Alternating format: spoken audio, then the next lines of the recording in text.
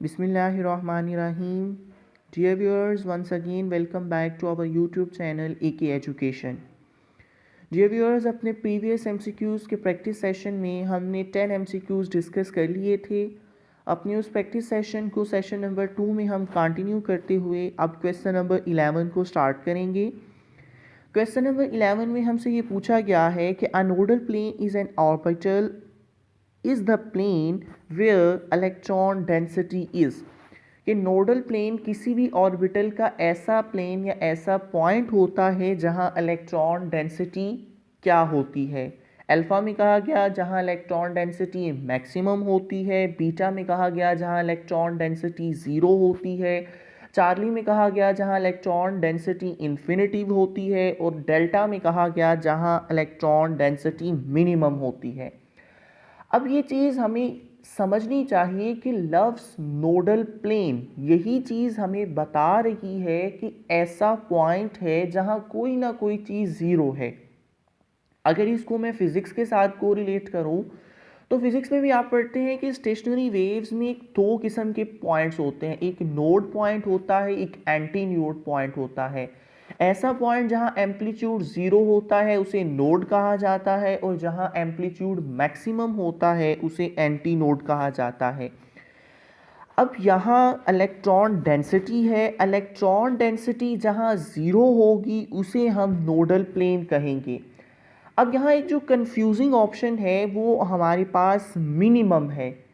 अब बात स्टूडेंट ये कंसीडर कर सकते हैं, ये उनके जहनों में ख्याल आ सकता है कि देखें मिनिमम भी तो इसी चीज़ का नाम है कि जहाँ इलेक्ट्रॉन डेंसिटी कम है.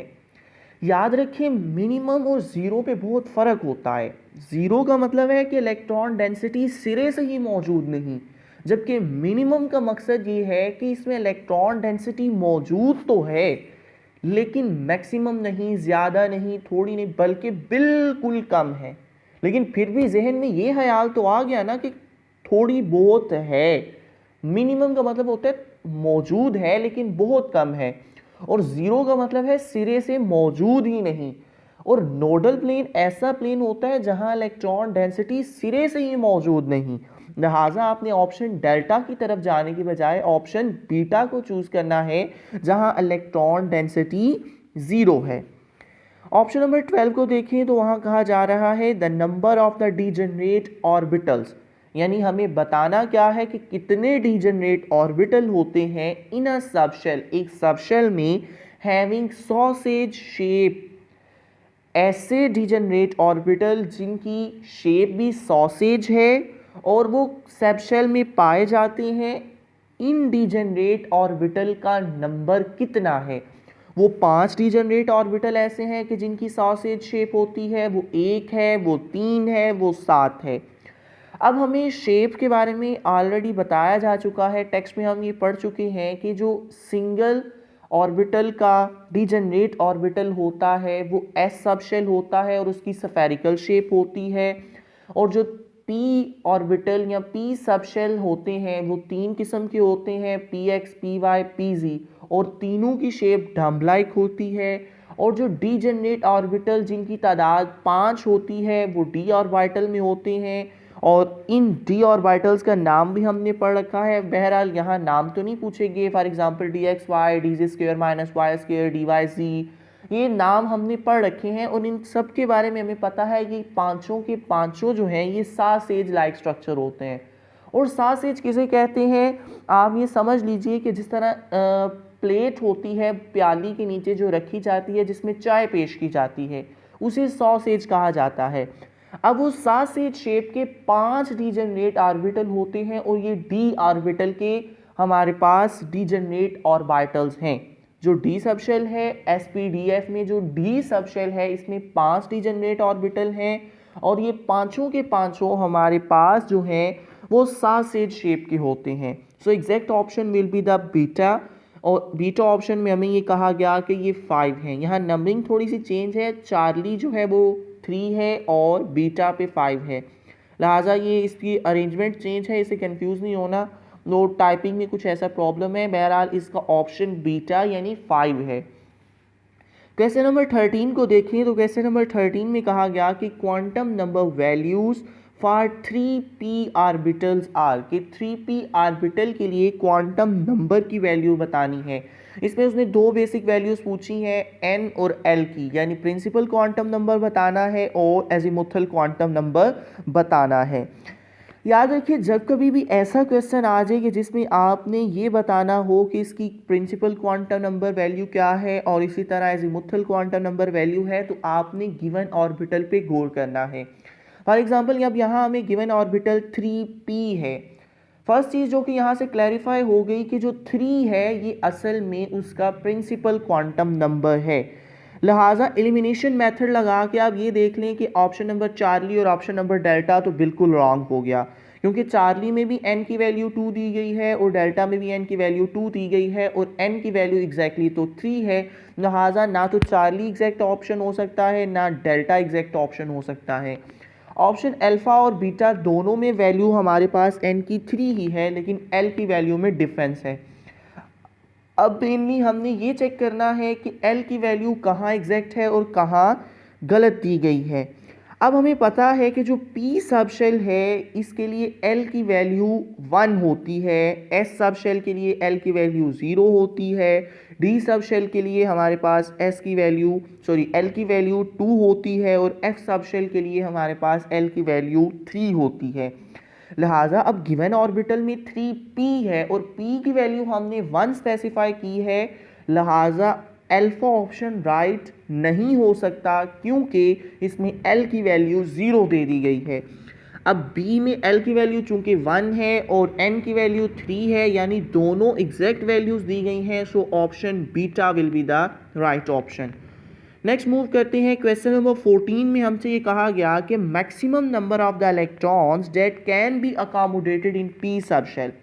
अब याद रखिए ये सिर्फ एक प्रैक्टिस सेशन में आप एक एमसीक्यूज करेंगे, इस एमसीक्यूज के रिलेटेड कई एमसीक्यूज आ सकते हैं। मसलन पेपर में वो आपसे पूछ सकता है कि P की बजाय वो आपसे S के पूछ सकता है कि S सब शेल में कितने इलेक्ट्रॉन्स अकोमोडेट हो सकते हैं, वो D के पूछ सकता है, वो F के पूछ सकता है। तो आपने सिर्फ एमसीक्यूज के राइट ऑप्शन पे नहीं जाना, आपने एग्जैक्ट मेथड पे जाना है कि किस तरह हम किसी भी सब शेल में कितने इलेक्ट्रॉन्स अकोमोडेट कर सकते हैं, इस चीज़ को मालूम कर सकते हैं। आपने टेक्स्ट में ये फार्मूला पढ़ रखा होगा कि number of electrons that can be accommodated in S any sub shell will be equal to 2 into 2l plus 1, यानी 2 के साथ आपने मल्टीप्लाई करना है उसकी एजीमुथल क्वांटम नंबर को, उसमें 1 प्लस कर देना है और जो भी आंसर आएगा उसको फिर से 2 से मल्टीप्लाई कर देना है। अब ये फार्मूला लगा के हम अगर लिखें 2 को अब हम मल्टीप्लाई करते हैं azimuthal quantum number of P के, और हमें पता है एजीमुथल क्वांटम नंबर P का L इज इक्वल्स टू 1 होता है, 2 1 2, और इसमें अगर हम और 1 प्लस कर लें तो हमारे पास जो आंसर आ जाएगा वो 3 हो जाएगा। अब 3 को हमने मल्टीप्लाई कर देना है 2 के साथ और 3 2 6 होता है। So exact option will be the beta.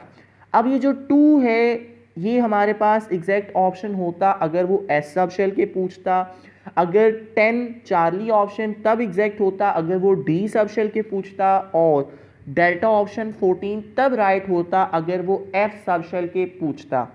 अब यहाँ मैं आपको एक ट्रिक भी दे दूँ, आपको एक निमोनिक्स भी दे दूँ कि अगर आप ये फार्मूला आपको भूल जाता है 2 इंटू 2l प्लस 1, तो आप एग्जैक्ट अपने जहन में ये क्रैम कर लीजिए कि जो एस सब शेल है इसमें 2 सब शेल्स होते हैं, इसमें 2 ऑर्बिटल्स होते हैं, 2 इलेक्ट्रॉन्स इसमें अकोमोडेट कर सकते हैं।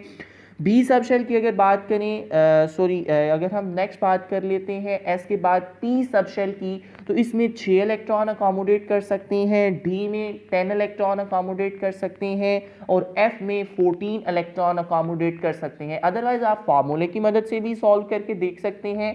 आप फार्मूला 2 इंटू 2l प्लस 1 में l की वैल्यू पुट कीजिए, s की वैल्यू 0 है, p की वैल्यू 1 है, d की वैल्यू हमारे पास जो है वो 2 है और f की वैल्यू हमारे पास 3 है। अगर आप ये वैल्यूज पुट करके आंसर निकालना चाहें तब भी निकल सकता है।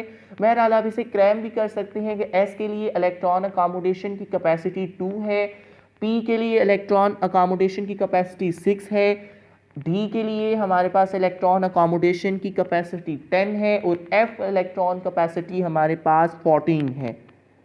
क्वेश्चन नंबर 15 जो कि सेशन का I think so last question होगा जिसे हम डिस्कस करेंगे कि विच सब शेल हैज़ हाईएस्ट एनर्जी, कि इनमें से कौन सा सबशेल ऐसा है जिसकी हाईएस्ट एनर्जी है।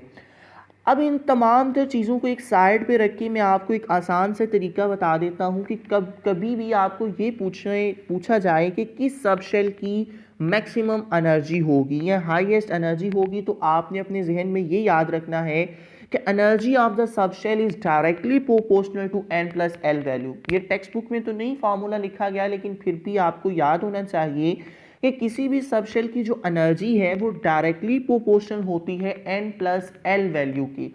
अब सबकी n और l वैल्यू आपको दी है, m वैल्यू को आप जहन से निकाल दें, ये just for the sake of confusion है। आपने n और l की वैल्यू को प्लस करना है, जिसकी n+l वैल्यू सबसे बड़ी होगी उसकी एनर्जी सबसे ज़्यादा होगी। अल्फा ऑप्शन में देख लें, n और l को अगर हम जमा करें 5 + 3 8 आ जाएगा, बीटा ऑप्शन में 5 + 2 7 आ जाएगा, चार्ली ऑप्शन में 4 + 3 7 आ जाएगा और डेल्टा ऑप्शन में 4 + 0 4 ही आएगा।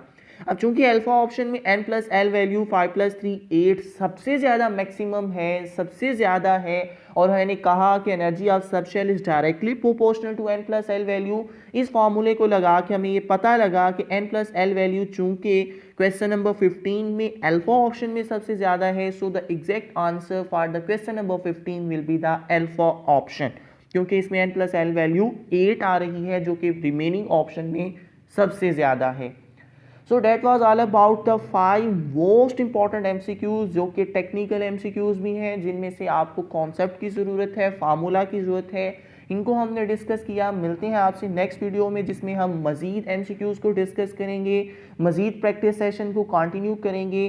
तब तक के लिए अपना रखिएगा ख्याल, और चैनल का भी लाइक कीजिए, सब्सक्राइब कीजिए और शेयर कीजिए उन दोस्तों तक जो कि NMD कैट की प्रिपरेशन कर रहे हैं। मिलते हैं आपसे नेक्स्ट वीडियो में जिसमें मज़ीद MCQs डिस्कस करेंगे। तब तक के लिए अल्लाह हाफिज़।